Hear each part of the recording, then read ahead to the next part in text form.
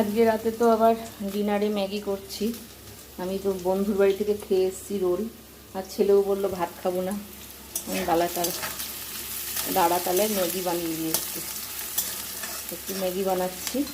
ম্যাগিটা আমি সেদ্ধ করে নিয়েছি, আর একটা ডিম নিয়েছি, চিজ নিয়েছি, আর একটু মশলা দিয়ে অল্প করেই করবো।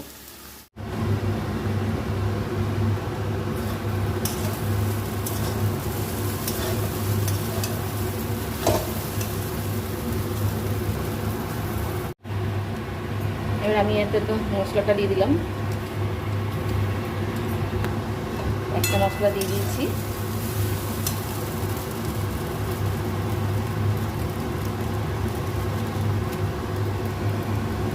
চিজটাও দিয়ে দেবো যেন মেল্ট হয়ে যায়।